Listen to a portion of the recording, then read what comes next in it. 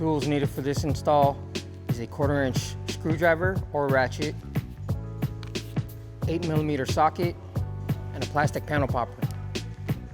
Welcome to Spyder Auto. Today we're making a taillight installation video for a 2004 to 2008 Ford F-150. Let's get started. First step, go ahead and remove these two 8mm bolts.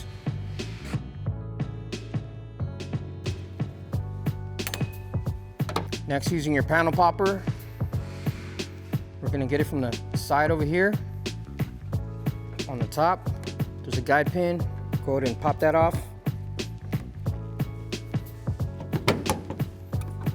After you get the top, go ahead and get the bottom. Carefully slide it back.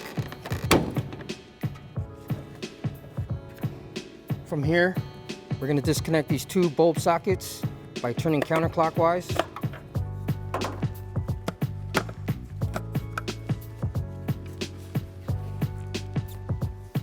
Before we bring over our new tail light, go ahead and inspect your rubber gasket seal. Make sure they are intact to prevent any moisture. Next step, go ahead and bring over your Spyder tail light. Turn it to the back. Go ahead and grab your reverse light bulb socket. Install it into the assembly. Turn it clockwise to lock it in place. Make sure it's nice and tight. Next, go ahead and grab the parking brake turn signal. Install that into the assembly. Turn it clockwise to lock it. Make sure it's nice and snug. Next, we're going to drop these 4 guide pins into the holes. Line it up. Then carefully push the guide pins into the slot.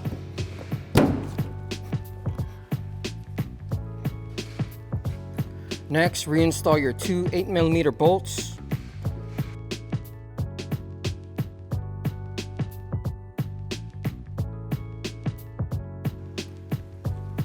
Now that we're finished installing our driver's side tail light, let's repeat the same process to the passenger side.